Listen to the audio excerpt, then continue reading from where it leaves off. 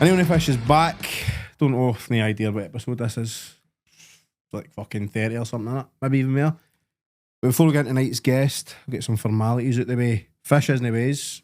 Fish is down south getting a new seat for his bike or something with a big dildo or something. Just oil protests he's doing that. But not to replace Fish, sitting in for Fish, we've got our Div, who's going to join us tonight. How you doing, folks? Poor replacement for Fish. I'm representing AMS, Allied Maritime Solutions, who are sponsoring our upcoming boxing event. So thank you, Mr. Annan Boyd, passing you over Mr. Jordan Finnegan. Who'll give us a spiel on our sponsor. Aye. So obviously a good one this time. Aye. Obviously Fish not being here. We don't scrape shells off our boats. We don't do that. That's me fucked in. Right, go. Aye. So obviously Fish not being here, big ears to fill, but Div's here and he'll do the job. But a message for our sponsor, Allied Maritime Solutions, the best leading providers of health and safety services in all of Europe. If you want to get in touch with them, they're on all social medias, Facebook, Instagram and Twitter and LinkedIn as well. So have a wee check their page. What is it we do? Health and safety, like fucking hang about boats while people's welding and all that kind of stuff. Weird stuff. Dry dock and port services. Weirdos. Predominantly health and safety. Matty, so we'll go on to tonight's guest because I reckon we could probably do this for a few hours, to be fair. Tonight's guest, in my opinion, does not need an introduction. You Google this guy's name and it tells you everything. We've got Craig Campbell, SEO. That's hard to say that. Well done. Yeah. Google this guy's name, it tells you everything. YouTube, over 1.2 million views. To me, that's absolutely incredible. Subscribers. Scotland. Mind-boggling. But I'm not going to sit here and talk too much without talking to Craig. So, Craig, how are you doing, mate? I'm good, thank you. I don't know if I think I need an introduction in Glasgow though. Believe it or not, see doing all that stuff on YouTube and stuff. Yeah. Nobody in Glasgow knows. I could go to India and people would be like, "Fuck, I need to talk to you." Seeing I walk about here, nobody's interested in what I do. Is that a good thing? It's a good thing sometimes because you get peace and quiet. Do you know what I mean? Whereas sometimes you go elsewhere, you get, can I talk to you for 2 minutes about this or that, and you get bothered. But in Glasgow, I don't know why. It's really bizarre. But why do you think that is, Craig, that you're more popular in other countries in Scotland? I think it's just, because of what I do, it's online. Yeah. I just don't think, and I hate to say it, but I just don't think the locals here take online as serious as maybe other people. I think that other countries are. We're a wee bit behind. I would say I agree with you 100% on that. I used to actually do fucking meetups and all that here, try to tell people what to do, how to make money online and all that kind of stuff.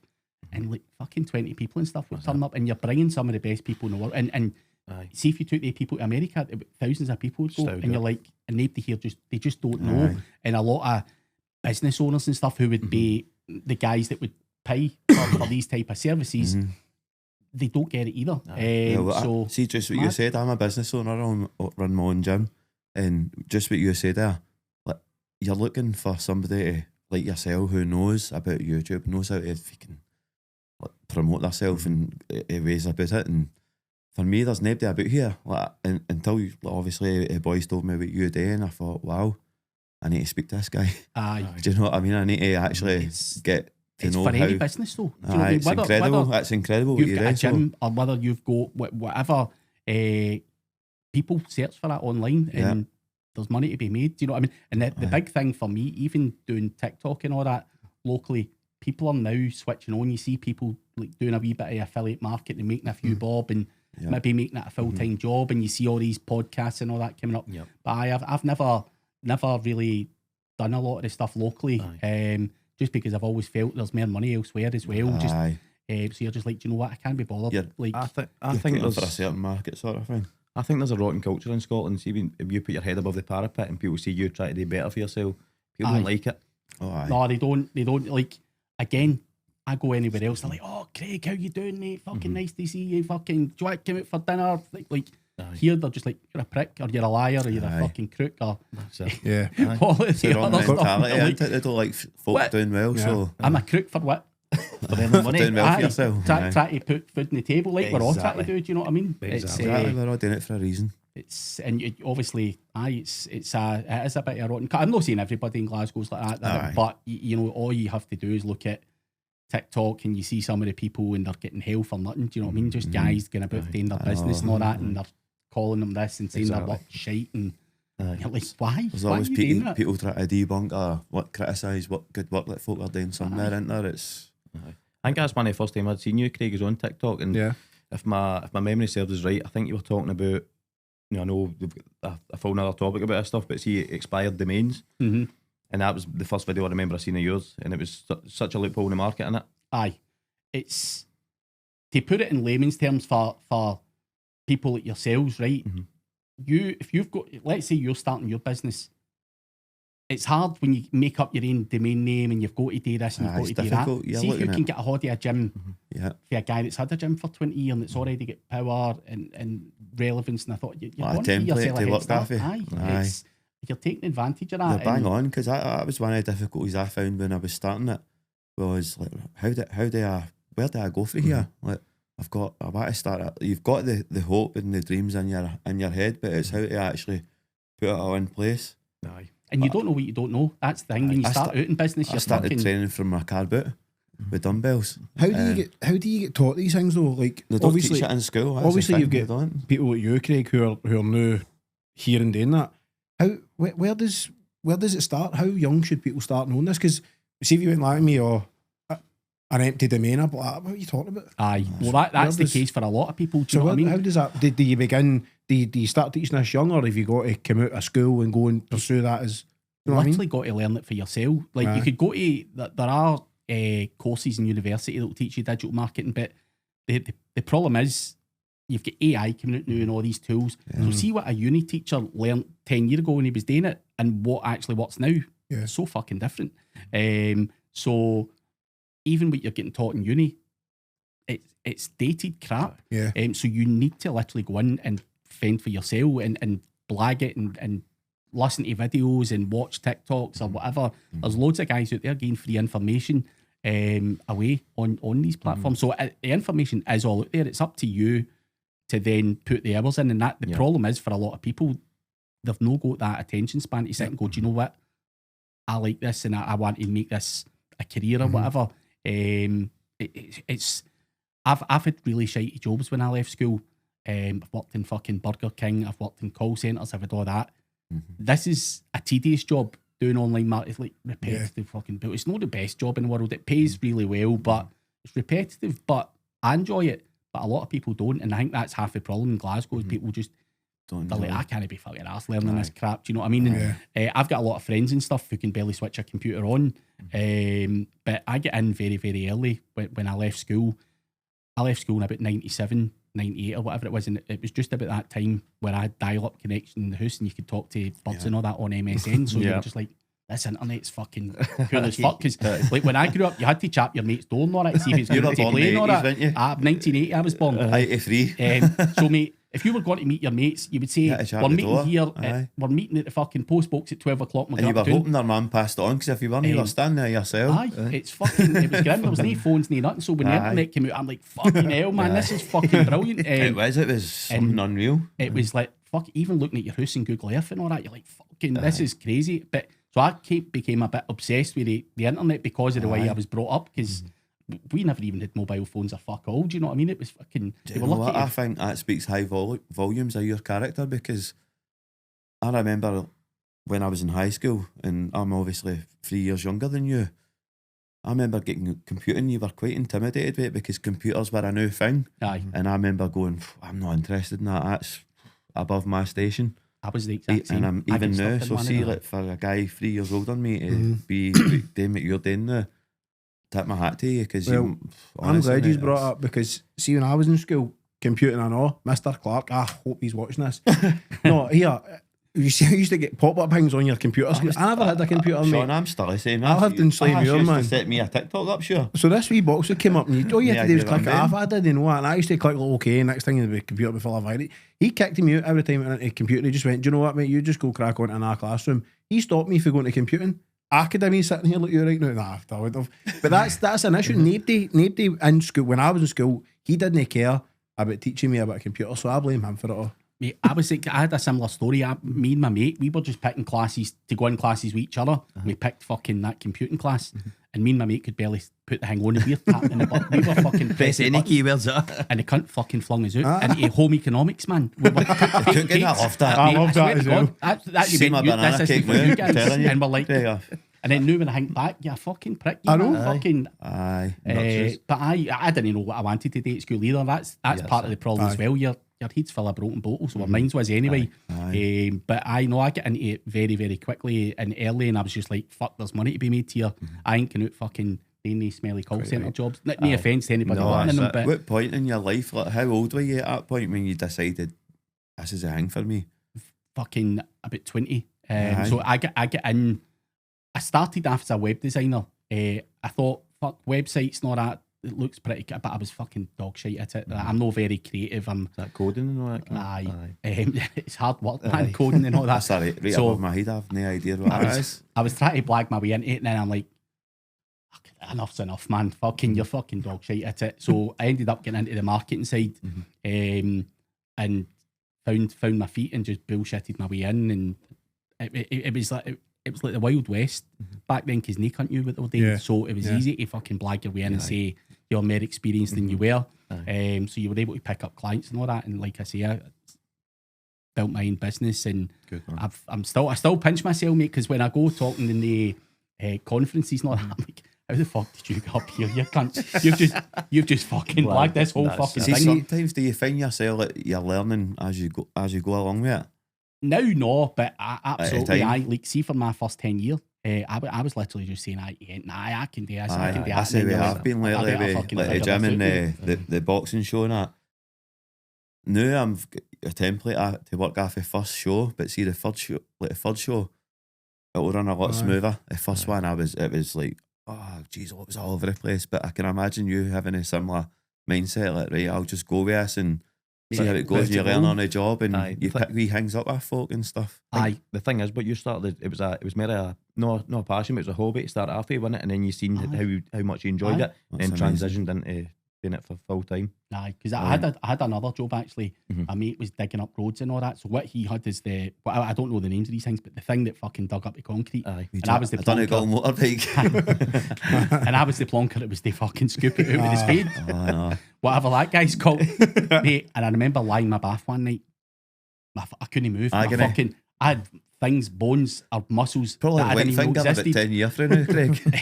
And see, when I seen this website ship, and I'm like, it's either fucking doing that fucking hole or fucking doing that. I was like, no, this is easier. Fuck lying in that bath again, because my collarbones and everything were throbbing. It was just fucking torture. It just wasn't for me doing that kind of work. So I think that was the good thing about me, is I had a lot of crappy jobs. I had different sales jobs. Experience both ends of the scale. Bosses, I've realised pretty quickly that bosses were wankers as well. Don't know what it's like, but maybe when you're growing up, but see fucking like when I had jobs at the start, power trips and that, people like, power trips, you had to kid on you were sweeping the flare, not if it was quiet, and you're like, what am I kidding on? The fucking flare's been swept about 20 times. And the guys are going, oh no, you fucking do this, and you're like, mate, turn it up. And I end up always fighting with people because of that. More often not, probably been bullied at school, and they're taking it on you because you're working for them or whatever. It's not my fault, the place is quiet, you know what I mean? So, and everything's in check. Anybody's been bullied at school or that, because it's not a nice thing. Just, I think life in general is about lessons, isn't it? And see the amount of people we spoke to that, as you're saying, bad experiences put them on a path. And that's the road they go. But see, when you watch the way you're talking about it, it's like the enthusiasm of you. It's like, says that to Jordan on the way up, it's like, it makes you want to listen. It makes you want to take it in. I wish, we'll go back to Mr. Clark, because I hope he is watching it. I fucking hate him.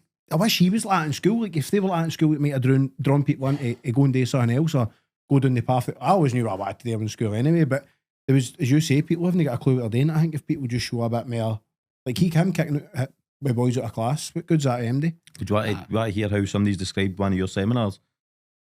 Campbell captivated the audience with a powerful mix of raw insight, razor-sharp expertise, and an unmatched energy that resonated long after his speech concluded. I think that's much to blame for that. Powerful. Maybe one I left myself. It speaks volumes of where it is, doesn't it? It's because, again, for me, I think enthusiasm is what lacks everywhere you go. See as well, I've got a few mates in Glasgow who have helped developed for young boys. One of them, a wee guy, Gary Wilson, who owns a company called Let Proper. He's got a orange McLaren that's always sitting in the tune. You probably see he gets pelters. He's got Reddit pages about him because he thinks he's about 26 and he's made a few quid. But again, you take these guys under your wing, you teach them stuff, you watch them grow, and you're like, do you know what? I'm fucking buzzing. He's getting McLaren. He's he's one of the top estate agent guys or whatever in Scotland. Good. He's now opened an office in Manchester as well. But sometimes you've got to get something. Go, mate, this is what you need to do. And I've always got a story about this. I said to Gary when he was 18, I says, mate, come to this conference with me. There's money to be made here. Come with me. And it was £400. It was down in Brighton. And he's like, mate, I'm no fucking paying £400 to come down there. You cunt, you fucking kidding. He gave it all that patter. And I'm like, mate, fucking do it. And he done it. The guy's a multi-millionaire now.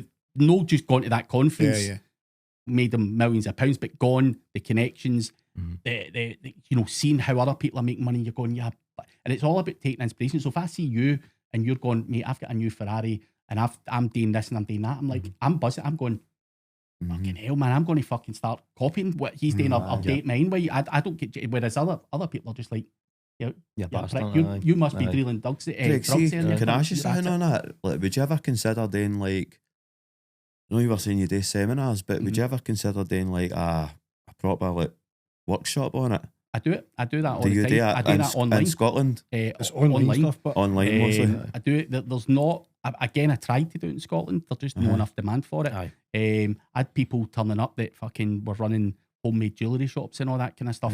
And mate, they couldn't even they just couldn't fucking switch a computer on. So you have to have a certain level degree before you can tackle it. So that's a bit of disparity, because when you when you started during COVID, there was 40,000 people signed up to your first course, and now you're saying you're putting a live one on one-to-one, but one-to-class, only 20 people are showing up. It's mental, isn't it?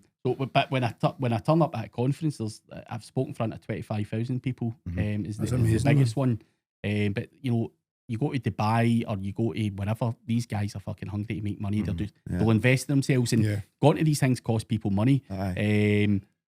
Again, you have to be willing to invest in yourself, because short-term pain for long-term gain. And I know there's a lot of bullshitters out there selling a load of old crap and all that stuff as well. That's the other flip side here. But trying to teach people, I've done a lot of talks in local unis and stuff here as well.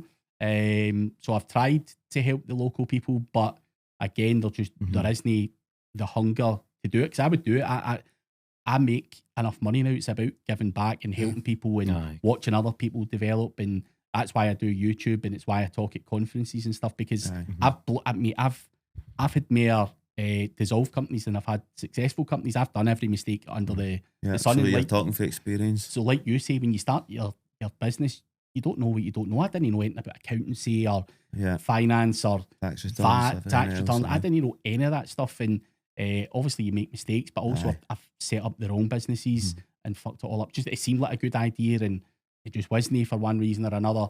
So at least you had the freaking willpower to go, do you know what, I'm going to try it, because I know even trying to make that first initial step when you've got a business, it's daunting. You're like, what? It's just always what if. It's on me here. This is on me. This goes wrong. What am I going to do next? I had this chat so I've got utmost respect for you, mate. I had this chat with Boyd, that owns Allied Maritime Solutions, the company I work for.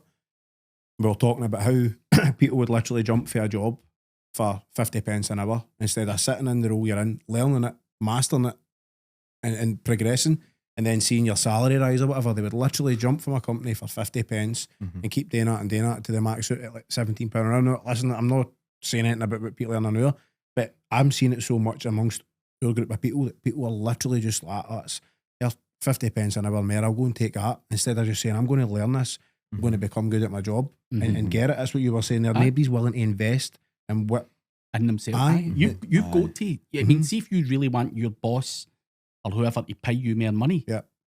I think you should be at night time trying to be better at what you do and master it and get better at what you do. And then if your boss doesn't want and you're King Kong, either go set up yourself or fucking somebody will pay you the money, but you have to be.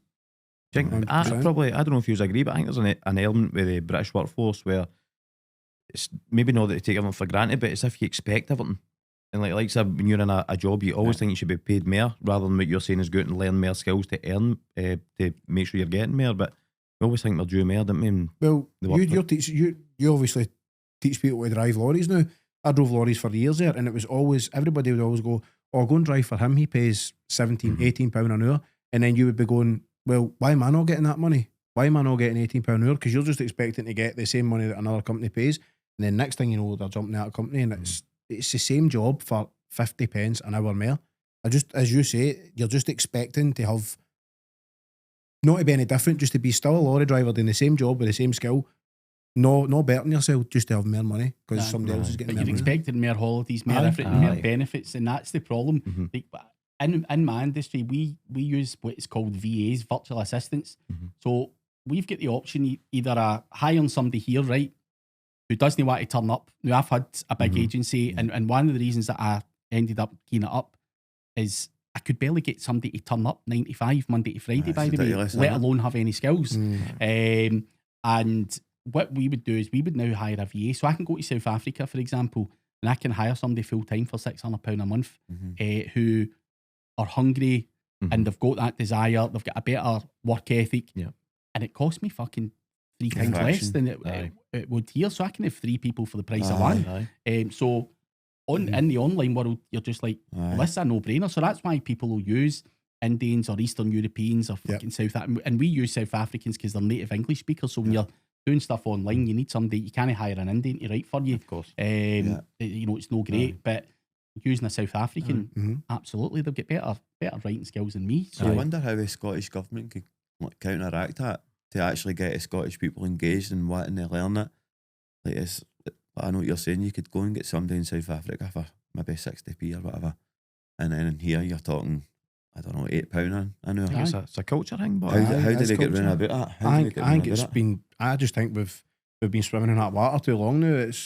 We're just expected to be there. Do you know the thing is, right? See, for me as a business owner, if I hire people and all that, they've got employee rights. I've got to pay all this kind of. I mean, it's literally sometimes it's just no worth your while. You're just like, I've got a gun held to my head here. I can't argue with them. I can't say it in case they agree and take offence to it and all this stuff. And you're like, this is madness. And you'll be similar to me growing up in that era. Like, see if you didn't agree with something somebody said, you'd have a wee barney about it. I'm not saying hit people or anything, but you'd be like, listen, you cunt, that's fucking rang or whatever. That was it. But now it's like all documented and everything's got to be. You're just like, mate, that's fucking crap. What you saying that for? And you need to do it this way. I'm not meaning like start fucking punching but you would have it out and speak about it. And your differences. Definitely. You would have it ironed out before he's went back and done. And you get it sorted out dead quick. But now you're going, I can't see it because that person's going to say that I was bullying them. Did you say this under oath? You're jumping through red tape, aren't you? That's what it is. And that scares me. That, to be honest, and that's where you're like, you know what? Need to be careful. So it's definitely something that's in the back of the mind. Got to dot your eyes and cross your T's with that one, haven't you? See when you were talking about computing, by the way, something just popped in my head. Do you know, like it's suspended because I was going to paint. I don't know why, but I was dead. Like, see, you used to get wee straight lines. I was drawing dicks on it and get caught drawing dicks in high school. Was that a big veiny one? No, I wasn't doing. You never did squiggly lines. See, change the subject. Have you back when we talked about Sean's fight last week? How proud are you? Just wish his stupid mullet had been knocked off, man. Craig, honestly, a respectable man. What do you think of my hair? Honestly, I'm hanging on for dear life. If I could have a mullet and all that, mate, I would have it. So you can shut up. No. See what you I've had 2 transplants and everything. I'm fucking clinging. So I in can't a see position, Craig, man. I've got tattooed ones on. This is going to be, by my next fight, it's going to be down past the shoulders. I'm just a mullet. If I could, I'd have a ponytail and everything. No chance. I just say, man, your leg tattoo's a cracker.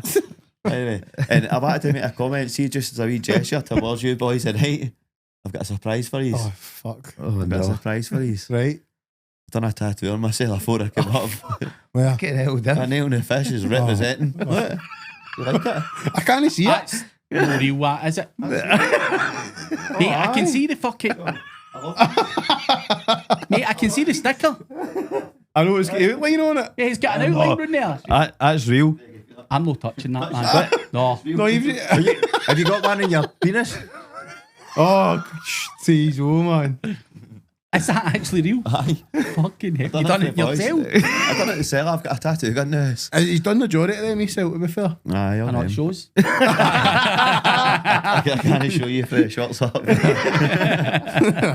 Right, there's something I want to ask you about. Really is. If I say Nigel Farage to you, what you got on that? It was a fun story. Again, I talk about what you said, domains coming up and all that stuff. And people don't really understand why that's important, right? So, or they'll go, nah, big domains don't come up. So Nigel Farage let his domain name go. He forgot to pay his web guy or whatever, and I'm just waiting to fucking pounce on the fucker. So I've grabbed the fucking thing for 10 quid or whatever it costs to get a domain name. Now, basically, and I still own it to this day, repurpose his website now. I could pretend I was Nigel Farage. I could fucking take all his leads. I could fucking talk to all his fucking fans or whatever you want to call the people. Now, obviously, it's illegal when you start to do that stuff. So I did put his website back up. And for me, when you're online, if I go to the paper and say, Craig's an SEO guy and he ranked a fucking e-com site, it's no newsworthy. If you want exposure and stuff, you've got to do something. And using Nigel Farage's website to say, by the way, it's educational as well. See if you've got a business, make sure you fucking pay for your domain name, because see if you don't, somebody will take it clean off you. That's a lesson. And see where you are stuff on like that. search engines and stuff. So I was able to point that to his rival. I don't know much about politics, but whoever his main rival was at the time was a French guy. So everybody who was like looking for Nigel Farage were all going to the fucking French guy who was his rival. And it ended up all over the papers and stuff like that. But obviously it was a bit of a publicity stunt. It got me eyeballs and you know, a bit of exposure for what I do. There was that educational thing. Don't be fucking stupid and renew your domain name. It's 10 quid. If you don't, somebody will take it off you. Because it's legal. See, perfectly legal. See, you could set up a business for 20 years and build this brand up, and see if you don't renew that domain name for a tenner, somebody can whip it. Somebody will just whip the whole lot clean after you. And that's legal today. There's nothing you can do about it. Isn't it, actually? Scary. So that happened, but I always say that Nigel's the gift that keeps on giving. So last year, I don't know if it was last year, he was going for this whole fucking thing again. I can't remember what it was, but he was going for some other political thing. Some of these parties a new reform or something. He was doing all that reform part, and he was out and he was becoming a hot name again. And somebody flung a fucking milkshake over him, right, at one of his events. So what happened was, I put on that website that Khalees song, the milkshake, from the boys from the yard, and every fucking newspaper in the whole of the UK published that as well. They're like, this joker is fucking teasing Nigel Farage again. So again, I'm getting more eyeballs. So buying that Nigel Farage domain, it just kept getting me publicity and publicity. Now see, in monetary terms, see if I wanted to get in all the papers and I wanted to pay for it, because obviously money talks in any thingy. He's probably got me hundreds of thousands of pounds worth of media exposure for the sake of a tenner. So that is some lesson there, isn't it? As you said. But it's not to be malicious. Yeah. I'm not trying to fucking mess a guy up or try to pretend to be him, because that's where you're going to enter legal things. Because he's by the way, he spent a lot of money in lawyers trying to get that off of me, and he can't, because I've not stepped a foot. See, I was going to say, has any of them ever approached you? He's teaming in like that, try to buy it back? Aye. Well, so when I done it, and it came out in the paper and all that, a lot of his fans were fucking bombarding my website and my social media going, "You fucking pricky, you're sitting in your mom's dungeon, you're a fucking weirdo, you're this, that, and the next thing." I got fucking dogs abuse for it, right? But and then one of his team came to me and they're like, "Mate, fucking, can we do something?" And I'm like, "Make me an offer, whatever." And he said, "The offer is Nigel will give you a tweet for his Twitter." And I'm like, "What, to get more fucking dogs abuse?" I says, "How's that?" But I says, "Mate, it's better for me just to keep the fucking website and tell a story at events. It's worth me getting a laugh out of people than getting fucking the dog." Thanks, Nigel. So they offered me a tweet for his fucking Sounds Twitter. about right enough when you get your wage and then the taxes to it. So I was just like, "Nah, fuck that, mate." I says, "It's easier for me to keep it and just tell a story." So, but I've got Craig David's, you remember that singer, Craig David? Aye. So a lot of music, and this is where naivety comes into, because you guys are saying like everyone up here's naive. A lot of people are just naive, full stop, online. So new domain names came out, and it was like, you've got .co.uk and .com, they're the standard ones, but .music came out. So fucking Craig David and all his marketing team or whoever does all his stuff have all went, fuck, we need the .music, and they just fucking left the .co.uk of it, like, just fucking left it, and you're like, so you've had all this PR and all this exposure and all this stuff on that website, and you're just fucking walking away from it. I'm like, I'm having some of that. The Killers, the music band's another one that I own. So it happens all the time. But again, people will say domains don't fucking drop either day. And see if you can get a domain in your industry, because gyms go bust or gyms forget or whatever as well. See if you take advantage of somebody else that's built a brand up over years and years and years. You can make that, you can hijack their brand basically and send them out to you and just say it's been rebranded, it's new called this or it's new called that. So man, if some cunt's fucking done all that stuff and done all the press and done everything else for years and years and years, that is why I say use an age domain. You don't necessarily need to start be rock bottom like you going, I don't even know what to call myself, and I've not got a fucking Scooby-Doo what I'm doing. If there's somebody that's done all that donkey work before, take advantage of it. And what tool do you use? Let's say, like, so you're saying like a domain that kind of pops up. How do you come across these things? So there's tools out there. There's one called spamzilla.io where it will literally show you every day all the domains that are expiring. But you can go to GoDaddy auctions and stuff as well, and just look. You can just type in keywords and go, fuck, they're a domain, and you know you're going to have to pay a couple of £100 because there'll be a few people. But again, a lot of people are tire kickers, so you're not going to be paying big money. A lot of people will give you emailing £50 for a domain name and stuff like that. But see, even if you just went that extra mile and just spent £100 on it, you'd probably get something that's really, really good. Very good. I'm absolutely mind blown with this. This is how do you actually make money back on a domain? Is it like every time somebody searches that, types that in, I'll get fired up or whatever? So here's a website, and a lot of people go all about this domains. I own, don't know if I want to say it or no, but jeffreydahmer.com, right? Now, people say, Craig, what are you fucking doing, you mad bastard? Like, what are you fucking thinking? After a Netflix documentary, it must have been a freaking highly searched thing, though. That's the thing. It must have been.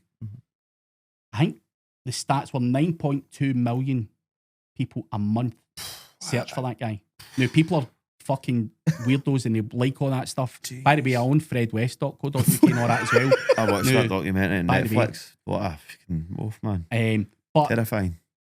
What happens is you see websites that's like a Daily Record, you see all these ads that run down the side of them. So you see, for every time somebody clicks on that website, you're essentially being paid if they click on the ads on that website as well. So you can actually make a fuck ton of money on an informational website. It doesn't have to necessarily sell products, if that makes sense. Who pays you though? But where is it? Google, is it? Google AdSense? Google AdSense and stuff. But there's other ones that pay better. AdSense is fucking pish. They pay you like fucking pennies for every... Mind-blowing, because this is all new to me. But mate, there's companies out there that will pay you probably about $30 for 1,000 impressions. Now, see, when you've got 9.2 million searches a month and you can rank for Jeffrey Dahmer and all the kind of other things that are relating to him, you're going to make you're talking tens of thousands of pounds a month just for having a website that said what he done. So it's really that easy. So you can make money that way. You don't necessarily need to sell something to make money online. You can advertise stuff, you can do whatever you want, but that you know, and people go, you're mental, why would you have Jeffrey Dahmer and Fred West? And I think I've got the Yorkshire Ripper. By the way, a couple interesting guys there. I've got Jimmy Savile and all. Highly searched though, isn't it? You know, it's a popular topic, isn't it? But the thing is, I can't monetize that. So the people out there, like, you can't dent me the Jimmy Savile. Is there like a screening process what you can monetize and what you can't? That guy's not getting any fucking nothing. Blackballed, totally. He's fucking blackballed. I mean, you still got a picture of him on your wall, quite rightly so, isn't it? But as if that's where you draw the line, like Fred West, the Yorkshire Ripper. I know. I wonder who does the scoring Jimmy system. Savile's a fucking level below. Who does the scoring system? No, but that's the way they say it. Like, you can be Fred West and murder your own Waynes, or you can be Jeffrey Dahmer and you're eating people's legs and everything. But Jimmy Savile's blackballed and they're no. That's crazy, isn't it? You're going, I mean, not that I'm saying Jimmy Savile done anything less, but he was an alright guy. Like, fucking hell. Jeez, Sean's actually one of the only people in the UK who got up in camp in his house, even it's all abandoned. Oh man, Is that thing still going? Is that They're not being still bumped doing out it. and I everything? think No, it's bumped in they've took the recently. roof off it, but the structure's still there. Mate, that thing's been fucking... I can't even believe that Abused. we've not any dealt with that. It's just been there, innit? It's just pure shite. It's the pure nicest part of Scotland, I know. having that right in the Robber. middle of a place It's like just that is demolishing. criminal, man. I don't know. It's fucking bullshit. I mean, you've still got a picture of him with his Marines uniform, that one, haven't you? There you go. That's why you joined the army, because you're like, oh. Aye. But I never hero. understood it. Me and Gemma went a nice relaxing trip up to Whereas he never Glencoe. understood, mate. He done some really bad things. Aye, I know, but I'm just feeling left out. That was never touched. But me and Gemma went a road trip up to Glencoe, and that was one of the first stops we went. We're like, we're going to Jimmy Sabo's house as if it's part of the big relaxing tour. And there all those posters of people ran away with drug money for Liverpool and that. I don't know what it's fucking... full of mad headlines. I don't know why mad. that was relevant. Aye. That's the I've weirdest seen that as place well, me and aye. Gemma's ever had sex, anyway. Oh, for fuck's sake. Oh, mate, come on, you never... Paul, there's no editing that out, by the way. He's not getting away with it. That's going out. That That's has going to go out. out. Aye, that's your clip right here. That's me at the big bed, isn't it? Oh, Sorry, Gemma. fucking hell, man. It's because me and Jimmy's got the same cold dead eyes, man. Oh, man. Cheeky Oh, chat really? with schoolboy smiles. No, right, moving on for that. What I wanted to ask you is... How I to know- hang yourself in a podcast. Oh, for fuck's It's happened countless times. Oh, man. Again. That's unbelievable. With the emergence of AI, what's your thoughts on it? Do you see it as a threat, or do you see it as merely another tool? Oh, it's another tool, mate. I play a lot with AI, and I think it's, it takes a long time to do things manually, but you can create pictures, you can create content, you can fucking create websites and all that, but that stuff quicker and faster. So as far as I'm concerned, that means more money quicker and faster. So you've got to use it as a tool to benefit yourself, and you can do all these things manually, but again, to see getting Time. clips and all that's a pain in the fucking Of hole. course. Aye. You can do something with AI in 5 minutes. It would take you 5 hours. So I think it's a good thing. It's dangerous because it can be manipulated as well. We do a lot of fuckery on AI, so we can make AI understand you. I could basically make AI say whatever I wanted to about you. I know how to do it because of what I do for a living. Dangerous to now, man, because it's so easy to manipulate. So I could say Jordan's this and that and whatever, which is fucking scary. That is scary, man. As well. Especially with the way the world is now, man. That's It wild. makes you worry like how they can put people's voices and even their photo onto somebody that might not even be them. By the way, And The deep fakes. we've been waiting to try to use the deep fakes for OnlyFans to see if we can make money that way. And some of the tools and the AI that's doing that is fucking scary, real, man. You're like, My God. I mean, it was a bit shitey. See, even 3 months ago, you're looking at it and you're going, I can tell that's shite. See, now you're like, oh no, this is getting to a point where It's advancing make that money quick, now. innit? I think It's- the last one I seen was a deep fake, and it was Velma for Scooby Doo. Where that's it. Jordan's not right, passes a bottle or something. Aye. That's it. Oh. See, this is why you've got to have Jordan on the cider, because you get Jordan tells the truth on the cider. that's So is always that a what good you had the thing. VR on? Scooby Doo? Nah, no, I'm not going to. It is no. terrifying because it's too you could wreck the world with it. Oh, aye. You could wreck somebody's life quite easily with Not that. even and that. I mean, I that's get scary. that, but the world, mate. But I think if you're putting the right commands, see, with you using it as a tool for business, if you put the right commands in it, as you say, it's a powerful tool in it. Aye. It can work for you or against Structure you. it properly. That's scary stuff, man. What we do for a lot of people now is they're going, I don't want anybody having the ability to fucking shaft my brand. You better protect my brand and say nice things about me and make it say this, this, and this. So we're working with people to try and protect their brand so that, because somebody will come in and they do these things to it as well. So, and it's just because it's so new, Google and the AI tools and everything, they don't know what's the truth and what's lies. And it's like going back to SEO back when I started, like the Wild West, and they couldn't know what they were doing. And it's the same with AI now. Nobody really knows what they're doing. Everybody's It's unknown, isn't it, really? on a level playing field. So Mhm. you've got a chance to get in there and Aye. manipulate it Good. and learn it and all that kind of stuff. So I think, if you can do it, it doesn't really matter what you do, whether you're writing. I mean, you can write a book with fucking AI. So if you wanted to churn out a Aye. fitness book or something, you could do it with AI and that's it, and just tell it what sort of things you want it to say. I know, Boom, it's it'll scary, churn out a innit? book, and you're like, fucking hell. It would have took you fucking 6 months. to write Aye, a book definitely. before. Aye, to put all your knowledge down. I thought about it the other night, obviously, about what's happening over there. But this worn that, I thought, how is it actually happening, or is it just pure shite? And I started thinking, this is mental. You could genuinely start this with Or you could putting start somebody's voice in a chat or something. It's so scary. It makes me think, where did AI come from? Like, what person thought, I'll bring this into the game, man? Got to be reverse engineering in it. Like aliens, mate. I mean, see, the thing is, I always say to people, and you probably, again, know that, aware of it, but AI's been getting built for years, right? But I don't know if you've ever done it, but see if you've sat there and let's say you're talking about something completely random, like fucking, I don't know, pink handbags or something. Know that I think you like pink handbags, right? But have you ever had a Facebook ad then coming up going, pink handbags? And All you're the like, time. Whatever what the fuck's not that? pink handbags, but listening to what you're saying, basically, innit? They're listening to what you're saying. Is it actually? Man, See if you look at recording what you're saying. Facebook terms and conditions, they're allowed to listen, or they can see what you're searching for on your phone. No way. So what happens, it's called retargeting when it comes to marketing. So if they know you're looking for pink handbags, it's going to keep serving you ads looking for pink handbags for cunts that are paying to advertise to you. So technology has been following people about for a long time with marketing. You either using voice recognition or what they're searching for on their mobile devices. All that's all been fed into AI, and AI is a fucking scary thing. I tell you now, there's a thing on ChatGPT called deep research. Now, this is just because you're on a podcast.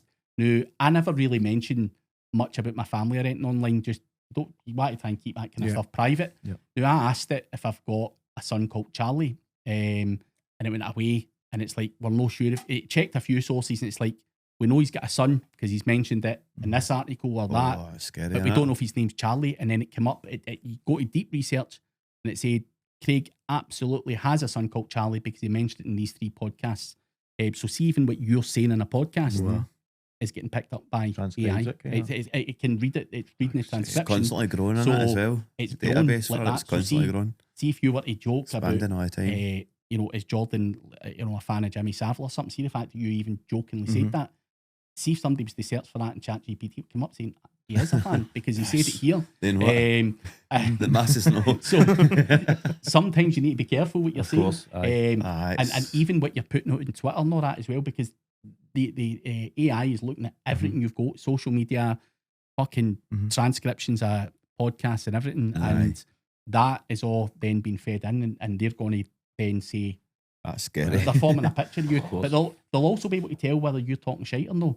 So see if you say the same thing, but you give 3 different answers, they're going to come back on, that guy's full of shite. He's gave 3 different fucking answers because it said about Craig's son. He's mentioned his name on this, and this, so he absolutely has got a son called that because there's multiple sources saying the same thing. Whereas if you're giving away different answers, they're going to be like, this guy's not a credible fucking guy. He's saying different answers. Would it even everywhere. recognise like disparities in your stories and that? I think it will. I think you'll be able to say, is Jordan a fucking bullshitter? Give me examples of him talking shite. It's crazy, isn't it? And I think it would come back. I even seen an ad actually in TikTok. I don't know if it was a joke or no. And it was like this lassie, and she was saying, I was in love with my boyfriend or something, and then I done deep research on him, and I fucking had to move out. But I don't know if that's just some wild thing to promote deep research or whether that was whatever it was. But obviously picking it, of course, a human character and spirit in it, doesn't it? It actually starts affecting your actual normal everyday. We were talking about like you were mentioning about wars earlier on. Think about like Iran, Russia, China, and see all the misinformation. Like see on these apps like TikTok, obviously a great tool. There's some of the misinformation on it, and people are so blinded by it. They believe everything they see. I tell you a funny story. No, when Trump got elected there, but the time before, one of my mates who does what I do was hired by a lobby, the lobby groups or whatever for Donald Trump. Now, obviously, a lot of people in America were on the fence whether to vote for him. And people will Google, is he the right guy to vote for? Or they'll do this. He was basically paid to say all these nice things about him, which was a lot of shite, to be honest. Trump dance is good though. So you need to be careful what you read online because it can all be manipulated. Let's say Shell, there's an oil spillage in the North Sea and that comes out in the paper and it's in the news and all that. They want that stuff buried. So they would then come to somebody like me going, Craig, we need all this positive shit. Shell fucking sponsored this charity events. Shell done this. They want all that stuff pushed away to fuck out the public's eyes. Obviously, they'll bribe news outlets not to publish stuff, and they'll but that is what happens online. Crazy, you can force a narrative. I've had guys that have maybe, I need to be careful what I'm saying here, but maybe done something 10 years ago. Mistakenly, they've got themselves into bother, and it's been in the paper.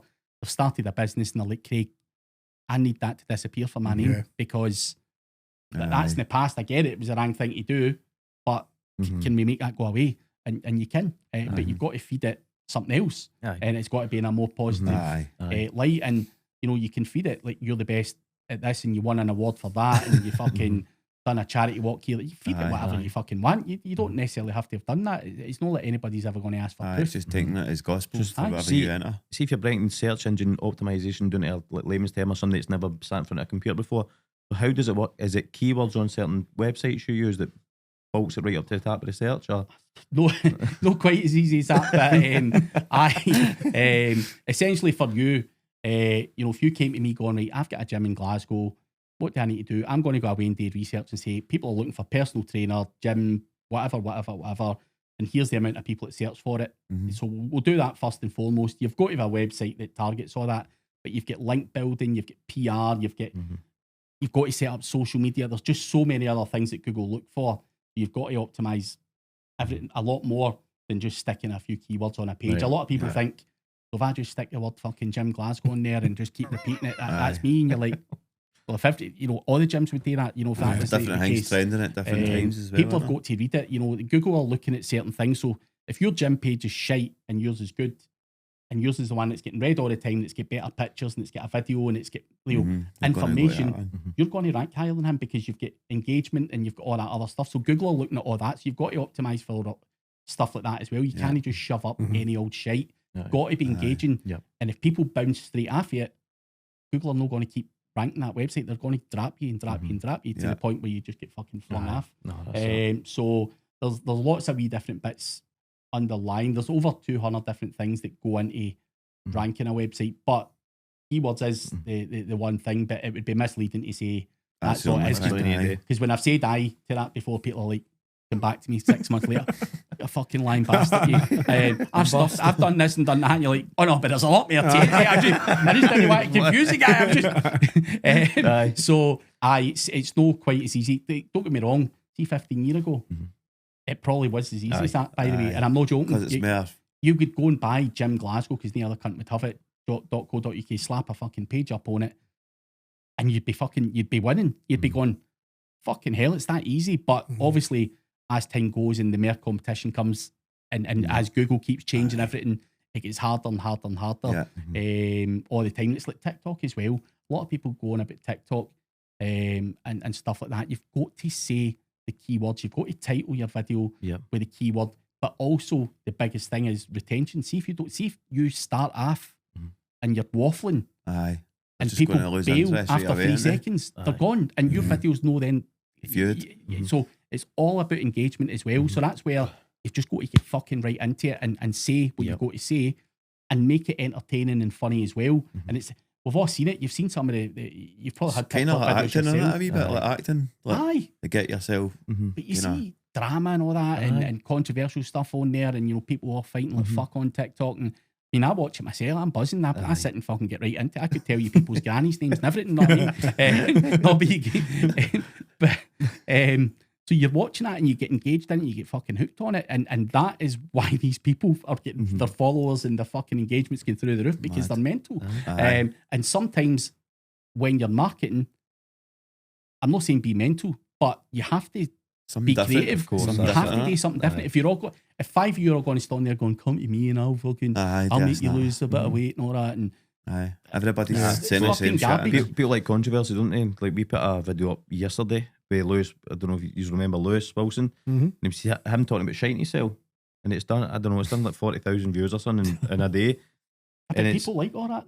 They love it. But see if you put up like a hard hit and somebody giving advice like yourself talking, people would give it 3 views like that. Like, no, It's How's mad, that? it's What? mad, isn't it? Aye. It's frustrating at times because you think you've got a really engaging video at times and you put it up and expect it to do well. It's why I never put a lot of business or SEO stuff up on TikTok, because Aye. see, TikTok, they don't want that. Mhm. They want stupid stuff or funny stuff or whatever. I can't get it to work for what I do because people are just not interested. They're not engaged with it. So it's pointless that people on different platforms engage with.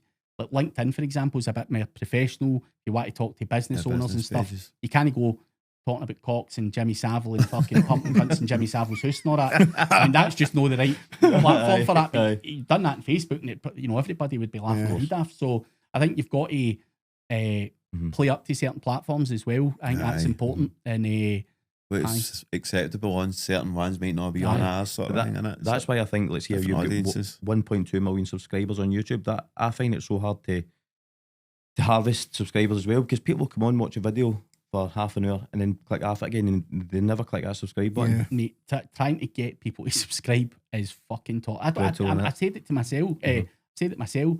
I watch videos myself on YouTube. And I never subscribe. I don't comment. I don't do anything. It's click a button to it. Did you ever ask them to hit a subscribe and like? I gave up on it, mate. But what used to happen years ago, because I've done YouTube for 10 years, you used to be able to force them to subscribe. You can't do it. It's against the fucking rules now. But you used to be able to say, see if you want to read this free course, you've got to fucking subscribe to the fucking Telegraph still does that. I mean, on Facebook, if I want to read an article, you must subscribe. You get a firewall. So YouTube pulled that away for forcing people to. I don't know why, but they pulled that away. So it's harder and harder to get subscribers. People suck up your content. But I think that guy Gary Vaynerchuk, if you've ever heard of him, he talks a lot. I mean, you could get as much a reaction out of video against somebody that's got 1.2 million followers if you 3, as long as the content's right, because it's all about engagement. So the reality is that it's a kind of ego thing. The 1.2 thing, 1.2 million, it doesn't actually do that much for you, other than there's 1.2 million people that will get notified when a video goes live, and they're all people in my industry, which again, I've been in the industry for 25 years. And I've had YouTube for 10 years. I've spoke at conferences for 10 years. I've done fucking podcasts and all that for 10 years. So it's taken a long time to get that, but I could also cheat at the start as well, and I ripped the absolute whole out of the cheating as well. So again, harder to cheat now than it would be back then. But if you get in early enough, sometimes you can. Because I was going to ask you. 2020, I think you had 40,000 followers, and then within the 5 years up until present day, you're 1.2. Like, there must have been a point where you went, "Fucking hell, I'm on the road here." I think now as well, you can use money to promote yourself on there. So, if I want to be on somebody else's YouTube channel, and it's like the ads thing. I can place myself on somebody that's totally relevant. You can pay to do that. So you can do that, and I have done that along the way as well. So obviously, as a marketing guy, I'm using everything I can possibly do to ramp those numbers up. And YouTube brought, I think it was about a year ago, YouTube promotions, where you could literally throw cold hard cash at it. So you can ramp those numbers up. Now people say, well, why would you want to ramp those numbers up? You see, for me to get a high level guest on, they're going to see the 1.2 million subscribers and go, that's attractive. It's pulling it in with views. If you get 200 fucking subscribers, somebody will be like, no chance. I'm not coming on that. So if you want to get a higher caliber of guest on or whatever, they want that exposure. And if you've got it's a bigger audience, isn't it? So it's a catch-22 where you're like, sometimes you need to pay a wee bit to get there, to become an attractive option for high profile guests. Because I've got the Tinder swindler. Do you remember that guy? He's coming on my podcast soon. Oh, class. And again, I'm under no illusions. He's not going, well, Craig's a nice guy. He's looked at the followers and subscribers and went, I'm having some of that. And I've had Dan Pena. I've had Dan Pena on my podcast about 6 months ago. Again, under no illusions. I mean, Dan actually likes me, but it's the following that's attractive to these people. So again, if you're trying to do stuff, you have to market yourself, and sometimes nudge things along a bit quicker to make yourself look like a more attractive option. So again, you've got to do these things. And a lot of people don't want to pay. They'll be like, I'm not fucking paying that. Fuck that. People are going to watch my podcast because it's my good part. And you're like, mate, your part's fucking terrible. We thought it'd be a lot easier than what it was, to be fair. But we love it, didn't we? So. But we do use promotions. But I think the most you've spent on was 50 quid or something. I know, but see, to be honest, but you are self-promoted, so it's hard for you. Do you know what I mean? You can use promotions, but you could pay to be on other podcasts that are similar. So you could put yourself on, see if there's a podcast out there that you think they've got a good audience and I want some of it, you can pay to be on their fucking channel, basically. So that's just fine-tuning your campaign, basically, put it through that. Right, okay. I can show you after this if you... if that's all right, there's hundreds of things that you can do. So if somebody else has worked hard to build it up, can you play on that? Absolutely. I've done it with fucking other guys that had bigger YouTube followings than me. I'm like, fuck yeah, I'm going to pay to be on all your channels, you bastards. I'm loving some of this because it's a real audience. Of course. Why would you not do it? So I wanted to ask you about Dan Pena as well, and there's another guest I want to ask you about as well, but we'll get to that. But Dan Pena, how did that come about? I believe it or not, I just asked him. So I just like, mate, do you want to come on? And he's like, aye, absolutely. And I'm like, not expecting. I was expecting to do a bit more than that. Like, want a dinner or anything first? Like, you just saying aye. So no, I just asked him, and like I say, I've under no illusions the size of the audience is attractive to him. But I just asked him, but I don't normally wear a suit and all that, right? I hate all that. Right. And fucking, he's like, there's one condition, you're wearing a suit. And I'm like, come on. He says, I'm telling you the new, you ain't coming up here fucking with shorts. A man of high standards, was it? Oh, mate, no, but he's ex-military and all that. Aye, uniform. Is he ex-military? Aye. So... Got mad aggressive style, isn't he? Oh, have you ever seen this guy? Aye. He's wild, by the way. Wild. See, if you want motivated, like, you can pay 27 grand, right? You go to his castle, it's up in off of Scotland for a week, and he will fucking tear your business apart, and he'll tell you that your fucking ma is a fucking fat slag and everything. By the way, that's the way he talks to you. He'll tell, fuck me. Old school. He would be like, you should have ran down the inside of your fat mama's leg. And you're like, wait, what age does he say it? He's 80. 80, fucking billionaire. But I've seen him on YouTube. By the way, watch some of his clips. He's really good. Inspiring. I know who he is. But he believes that tough love works. You see all this pussy, oh, you're a nice boy and all that. Sugarcoating. He doesn't. He will fucking tell you you're a fucking cocksucker and everything. He'll fucking be screaming it in your face, and you're like, fucking hell, this guy's wild. But just telling you cold hard truth sometimes, isn't he? But see the presence that guy has, right? So I'm sitting in this room, right, in his fucking castle, and he's fucking his assistant. Like, by the way, this is the biggest house I've ever fucking seen in my life. In fact, I've got fucking. I'll show you after this. I don't want to waste podcasting. I'll show you outside. He's got a golf course in his house. By the way, his house is worth about 30 million in fucking Scotland. By the way, and when I say castle, it's got 54 fucking bedrooms. But anyway, he's fucking his PAs or assistant or whatever's like, right, go in there and sit there, and I've got my people weigh me with the lights and all that. And he's fucking came down about 5 minutes later into the room, and I'm not really, I don't really care who's who and who's done what or anything. But see the presence that guy had in that room, you're like, and even an old man too. Mate, but by the way, seeing you say old man, he's fucking built like a fucking shit. He's a fucking machine. And by the way, he would still go. I reckon he would still go. He's mental. You can pick it up for him, can you? Oh fuck, he's shooters, mate. I've never seen shooters this size. But he walked in, and you're like, the only person I could ever think would have the same aura, be like somebody like Donald Trump, who's his mate, by the way, is Dan Pena's mate, and you're like, you're just intimidated. You're just like, there's something in that, and you're just like, and fuck me, man. But really, really nice guy. It was fun, nice seeing his house, and I like him. I like a lot of what he says. I mean, sometimes he goes over the top and all that stuff, but see, pansy in a boot and all that, it doesn't work. In business, you've got to fucking can't pussyfoot about it, can't you? No, you've got to just be fucking straight to the point. I'd prefer, see if you didn't like something that I was doing or something, I'd rather say, mate, you need to be straight to the point. You can't pussyfoot about, because taking food out your veins with it anyway. So I like guys like that. I know a lot of people go, he's a bully and he's this and that, but I like that.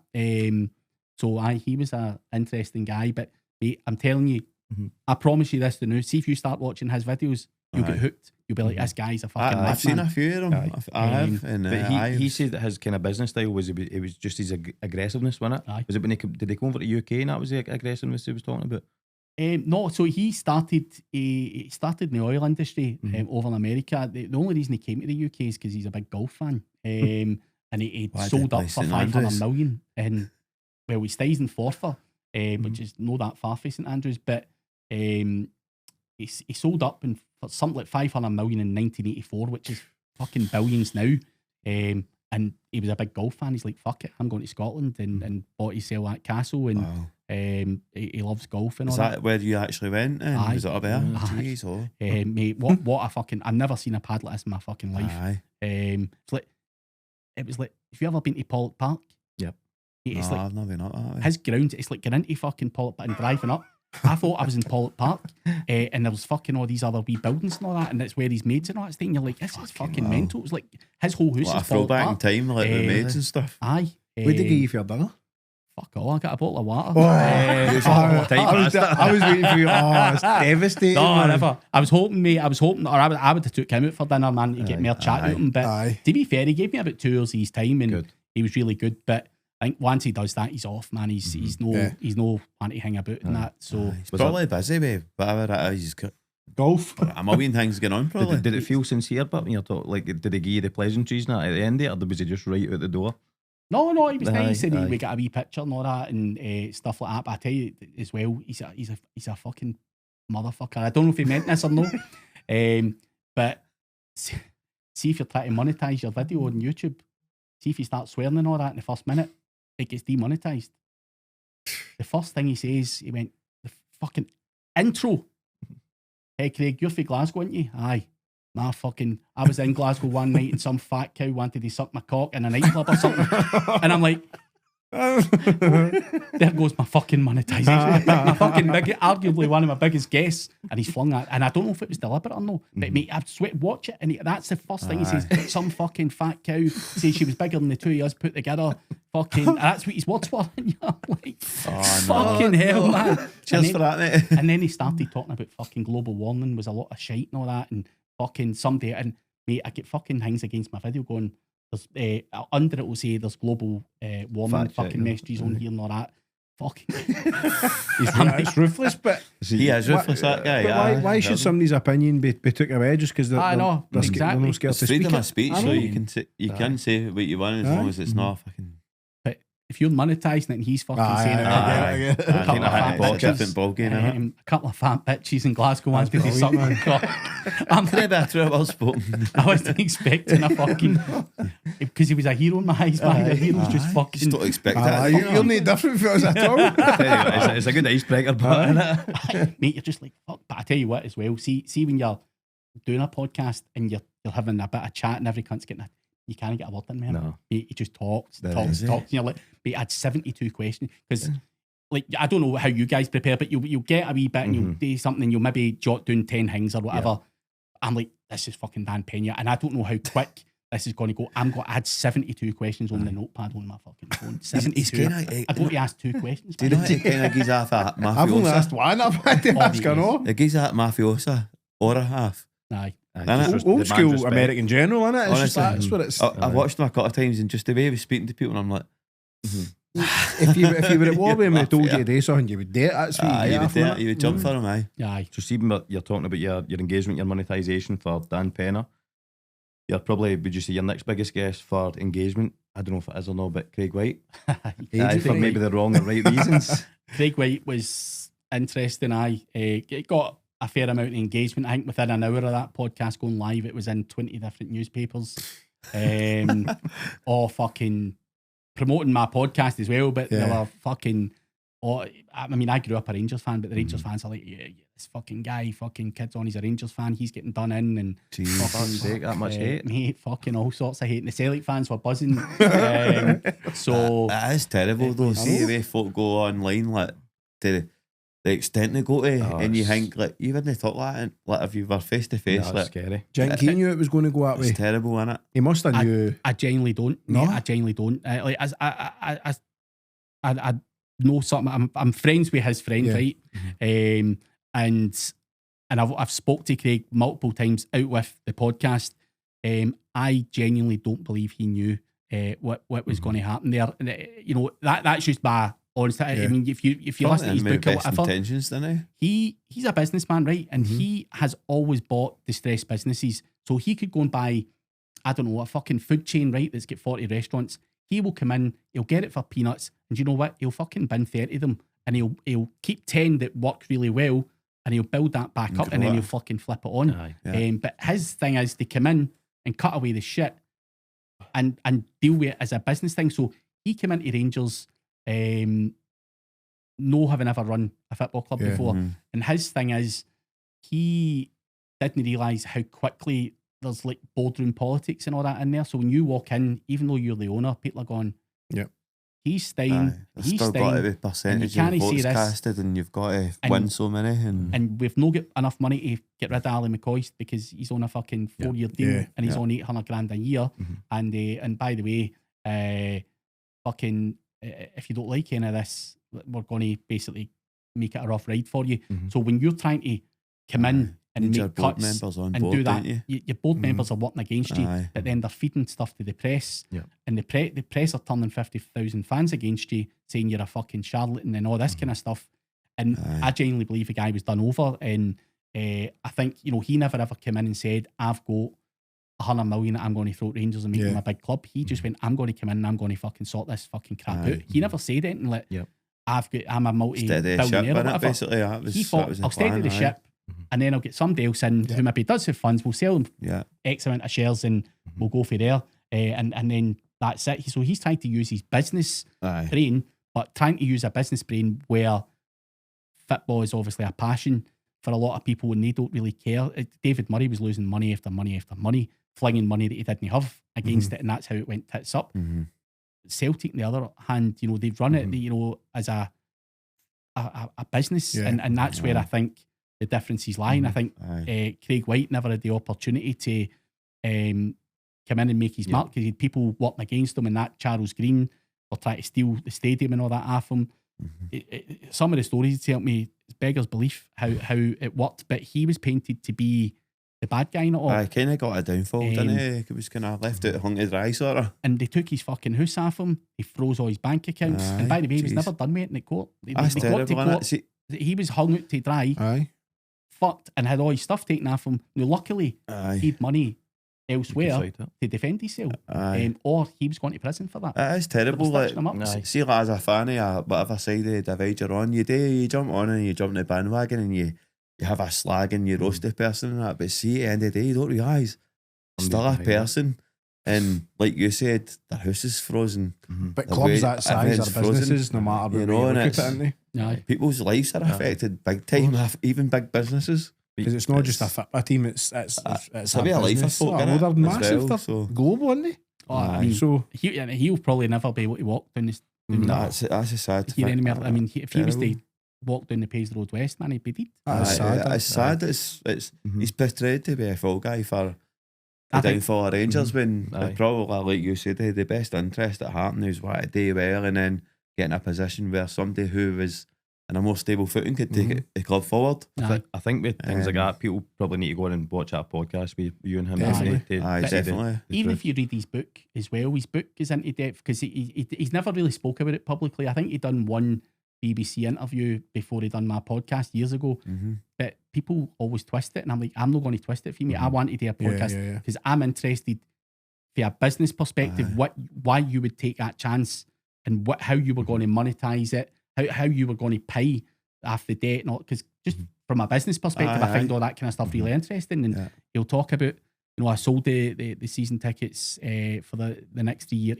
right off the debt and all that kind of stuff. He says, I felt the club could afford to do that, and then we were going to come in, we were going to get rid of the manager and get rid of players that were on crazy amounts of money, and we were going to do this, that, and the next thing. But he wasn't given the time, and then everybody was in his case, and then administration happened, and then that was it. And then people were all trying to pull all the different assets into different companies and all that. It's one thing you don't get in a Glasgow Goldfish Bowl is time. People see Charles Green as a hero, don't they? But what Craig says on your thing was that he actually facilitated that sale, didn't he? Where he Charles Green had no never money. had a pot to piss in. I mean, Craig Whyte had to pay his legal fees to get put on the thing. And then Charles Green tried to steal the fucking club. He tried to steal the stadium and the training ground because he set up a separate company with another guy. So Craig Whyte was like, I need you and I want you to be this guy and I'll even fucking pay for your legal fees. And he's tried to do the dirty, and then but somehow he came in like the fucking knight in shining armour. And that's wild, man. So when you're hearing the horror stories, you're like, do you know what? That's how I now say.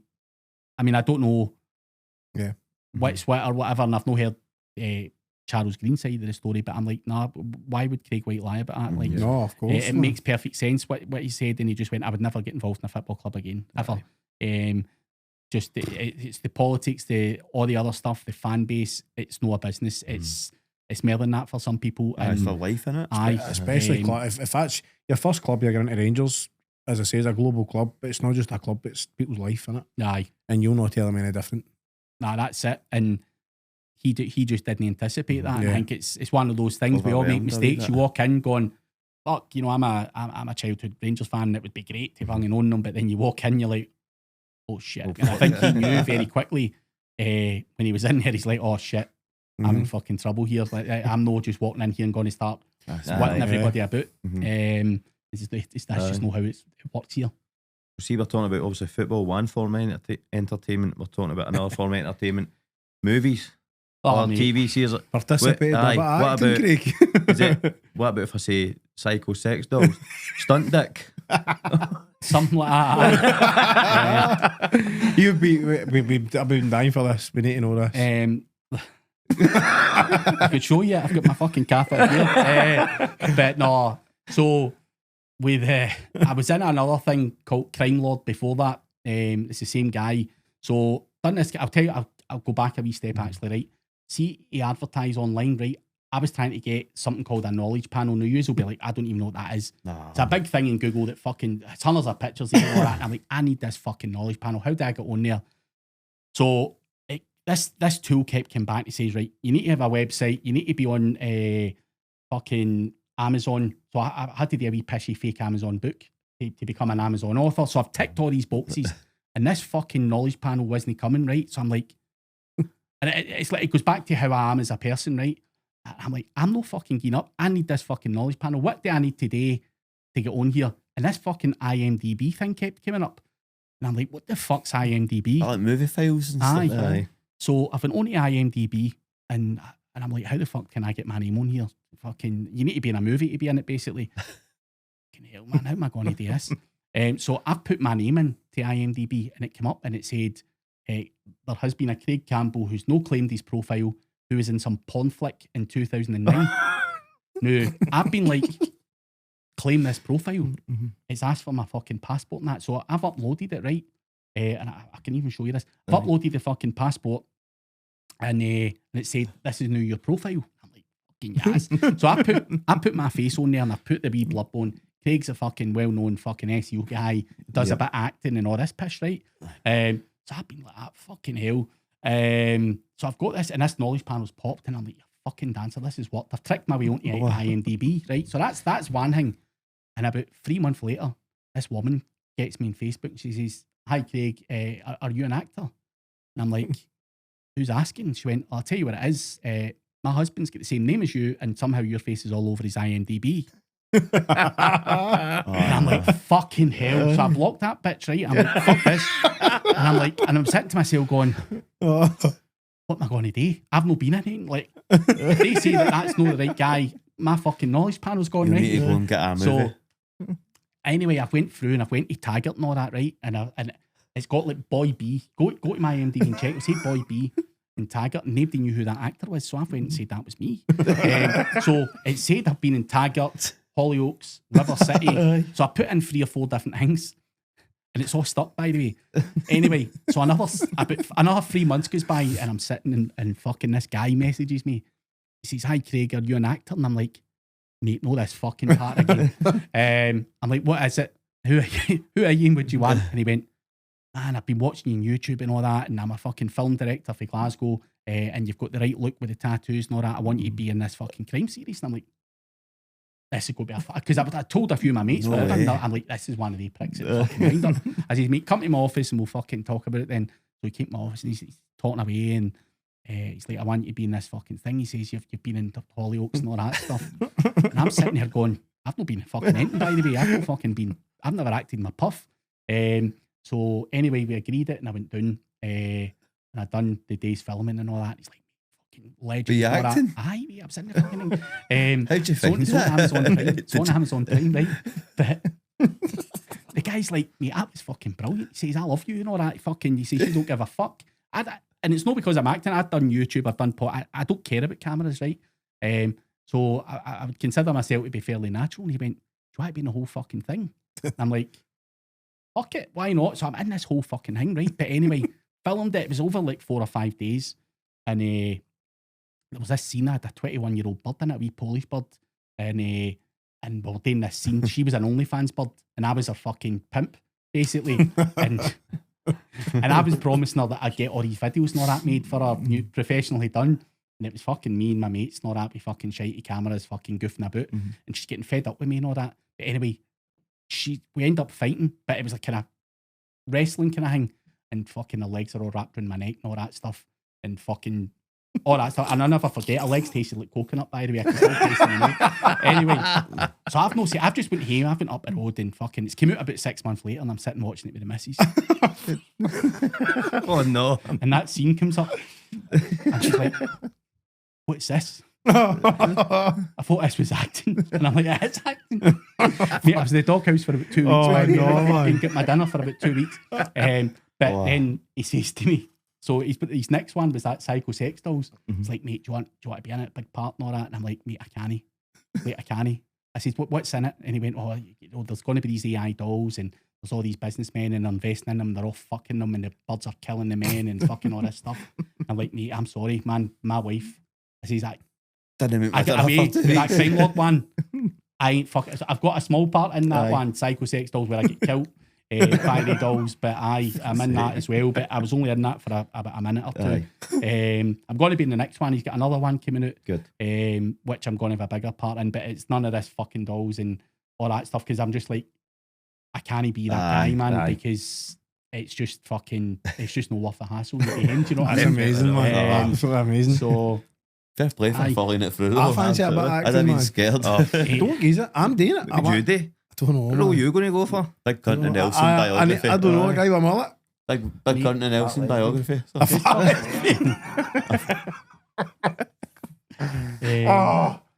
But nah, it was funny. All that just to get a fucking IMDb link, by the way, from an SEO perspective. Just shows you I how think it's People amazing. It's what is this snowballed, fucking but- acting shit, man? By the way, see after that, I've not even tell you the fucking proper story, right? See after that, there's a thing called Spotlight for actors, right? Now, you need to fucking be in the end screen of 5 different things, and you need to fucking have went to fucking college or uni or whatever to do your acting things. Now, because I've allegedly been in River City and all that, I get into Spotlight like that, right? Oh, And then you get signed up by an agent and all that stuff. Do any of you ever hear of the TV programme called The Traitors? Ah, on that's BBC? brilliant. Aye, I was supposed to be in the first series of that. And great programme. I fucking, again, I've done a talk on it. The contract on there, but I was going to have to go up to Inverness, stay in a hotel for 5 weeks. I wasn't allowed to talk to any of the other contestants. You were locked up in a room when you weren't filming, and you weren't allowed your phone or your laptop. And because I've got my own businesses, I'm like, I man, I afford can't that. It's afford like to do 5 this. weeks after work, isn't it? it would have been great to do it. I had to pull out at the last minute for the traitors because I'm like, fucking mere exposure. Mere exposure is what it's all about. So it's supposed to be in the traitors, but I've been offered to be in a few other things as well, which Man. I mean, there's not a lot of money in acting, to be honest, especially locally. I mean, if Hollywood want to give us a shout, I'd be well up for it. But It's good though there's- for like it's like just- exposure more than anything, it's innit? Like you exposure, said. but also see just to understand how things work as well. I never really knew anything about it. So see when you're doing like a scene, like obviously there's multiple cameras here, right? But let's say me and you're arguing or whatever. You've got to do that scene 4 or 5 times. So he's doing a wide shot, and then he's doing it for that angle, and he's doing it on you, and then he's doing it for behind my shoulder. It's fucking repetitive. It's long, but it's good to just see How it works. how long that goes, and then somebody like your man there going away in the background and editing it and whatever, and then just seeing the final thing. You're Putting it like, all together "Fuck, for you. that looks That's fucking quality. mint. So a learning thing again, Aye. and I find that interesting. So, and they're good stories to tell people as That's well. it, So, it was. Sean's been in a film as well. Person, man. Shaving Ryan's Privates. You can just go to the toilet, mate. Is that alright? Aye. I need to be staffed. What have I been in? Shaving Ryan's Privates. Aye, that backfired on you, didn't it? Oh, he's wrecked the house. Shaving Ryan's Shaving private. through the door. I do fancy acting, by the way. I'm not kidding. I say I stay away for all the time. That's not me drunk. That's Aye. That one. Aye. I do fancy it, but I think it says a lot about your attitude, Craig. It's just get up and go, man. Aye. Just go and do it. You just got to go and blag your talk shite, Aye. talk your way in. Do you know what I mean? So much I like to be why I talk to you about, man. Aye. You get 10 minutes and I've not even asked you fucking half of what I ask you, but it's. See that attitude, like fake it until you make it. Like we just say. I don't even think it is fake it. I think No. it's just having the balls to do it, man. Do you know what it is? It's just having the brass neck to do it. I Aye. think that's what it is. It's Aye. no. See when I look at it and I look at other people, I'm like, you're brass necking that, you cunt. You don't know any more than me. And that I've always had that kind of. I'm looking at people when they're talking on stage, and I'm like, by the way, I'm fucking better than him. I know more than him. I'm more Aye. experienced than him. How's he on that stage fucking talking a lot of shit? I want on that stage. How do I get up there? And then you try and fucking muscle your way in. And obviously, I've never done any kind of public speaking training. By the way, see if you fucking asked any of my mates for school, they'd be going, this guy's the last guy you'd ever thought would have been on a stage talking and all that, or been in a fucking. I hated all that. But now when you see the opportunities or the money or whatever, you're just like, it's a different beast, man. If I need to go on that stage or I need to get in that film or whatever, by hook or by crook, I'll try it anyway. They might tell me to beat it, but it's just in my attitude to go, do you know what? Aye. How are you getting in it? And I'm no. You know, how are you better than me? That's the way I always look at it. Yep. And nobody's really better than anybody. It's just having the urge to just put yourself out there and say, Fucking do it. let me in, you that. cunts. No, And definitely. Aye. people like your attitude or they'll know or whatever. And it's worked well for me in a lot of different situations. I prefer to be around people in life as well. It's over the last couple of years I've noticed that you just need to be around people like that. People that will tell you the truth. Aye. Shit bust, or you can learn from them. As you said, how's he doing it and I'm no. Aye. And I'll figure it. I do it all the time. People say, where do you learn things, Craig, and all that? And I'm like, just being around the right type of people. Aye. They might not sit there and give me an hour's worth of information, but see if just having an hour's conversation and I take one wee thing for that, could turn into a massive thing for me. That could turn into something life-changing for me. And you're like, even if it's just a wee mindset thing or whatever, you're like, no, I like that. And he said something that really just does strike a thing with me. So I think just being around good, positive people that are going to help bring you up rather than hanging about with people that are always whining. definitely But you're probably like not all the time, but you're kind of a product of an environment in it, as you say, is who you surround yourself with. So make sure you're in the good circles, man. If you were all sitting here and everybody's whining about they can't afford their lunch tomorrow or something, I mean, it's just going to be a dull, That's what you know. negative thing in it. It's just, and I know that sounds horrible, but you just got to be careful who you surround yourself with. Of course. No, we need to do an podcast or a two podcasts or something with you, mate. There's so much that I want to talk about, because it's not just, I say this to Jordan, that it's not even just about the fact that you've got successful businesses and what. I just feel you're the guy I need to ask questions to, because you just, as I say, you're just grabbing it, mate, and you're going. And I think it's amazing, mate. I admire it so much. No, it's something I've always just been really good at. It's just fucking grabbing it and going. And I think it's a skill that not that many people have, or they're very standoffish with it. And I'm like, guys, if I can do it, you can do it. Like I'm no any fucking rocket scientist here or anything. I'm prepared to just fucking go for things. And some you win, some you lose. Like I say, I've had more business failures than I've had successes, but the ones that have been successful have outweighed the other ones. And you make mistakes in life. You can't no take the chances. Do you know what I mean? And I think that's where a lot of people feel like, I could never do it. I You can't don't be a take it, failure. like, you'll stay in the same place, or you'll go back away. Even if you failed with yours, right? At least you tried. Touch wood, you don't. But Aye. I would hope that you go back a second time and say, I fucked that up This is because where of I this and went this, wrong. Aye. and I'm going to do it this way this time. Probably, because I'm a stubborn person. I would be like, nah, Yeah. I'm not happy with that. I need to go and rectify that. Aye, so you learn on the job, and Aye. I've always been quite quick to adapt to the things, and even with podcasting, YouTube and all that, just fucking get stuck in and do it, and had shitey cameras, shitey mics, fucking people laughing at my background and the accent and everything. But again, you've just got to fucking Just go adapt and adapt and adapt. You're like, what's that country? Well, especially a lot of the American stuff. Like, don't understand your don't accent. understand a word, and you have to kind of polish that up a wee bit as well. So can I be talking Slang. like you do doing with your mates in the pub or whatever. Yeah. But I say I'd be busting her. Aye. I'd be bust. It's, When you go to the tops. I know, but sometimes I just like what we do here. We just like to chill out, and when we come across people, you Craig, it's we get stuff for it as well. You know what I mean? It's just again your attitude alone for me is something I'll try and take away from this. Every guest is always something we've got, but I really admire the way you just grab it, man. It's class. It's been a pleasure, and as I say, it's always good to try and give stuff back. I don't probably do enough of it locally, but as I say, a lot of people are not always prepared to listen. But hopefully on this podcast and stuff like that, and obviously it's been a few years since I've tried to do anything locally, people maybe do start to listen, do you know what I mean? And hopefully take action. I would definitely be one of the ones for local where can businesses people, if people want to catch you online and getting involved, what's the script? What do they? You can either go to my website, which is craigcampbellseo.com, which don't ask me why I come up with that. It just stuck fucking SEO at the end of my name. And it fucking no very fucking creative, is it? But anyway, it's stuck.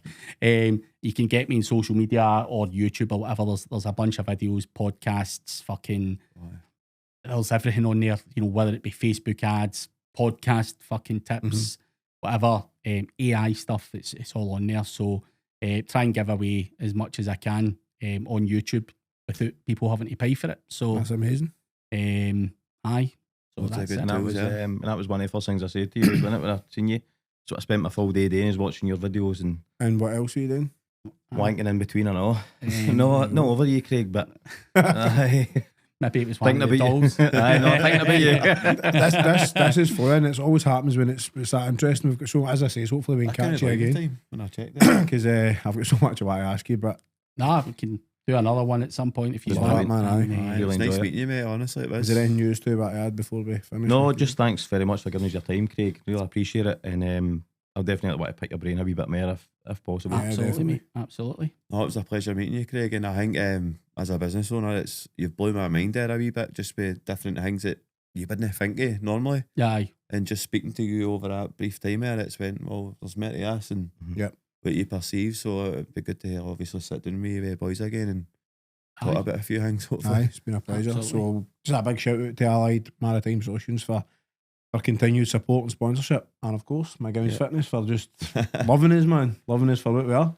Loving you for your last victory, sir. Aye, my Your mother. luscious locks. And obviously massive thank you to Craig, because again I've took away some, just even the attitude alone, so I thank you so much for that, mate. But, Aye, thank you. And Paul. aye, Paul, listen, we're back in my living room. People used to think this is, no, it was the old one. People used to think it was my living room, but this is too There'll be curtains. too swanky for me. There'll be a towel up over the window if Right, it was your okay. living Big room. Aye. shout out to Paul. Back in the green room, back in the place it is where it makes it all happen. So big shout out to Paul as well. That's anyone a fish.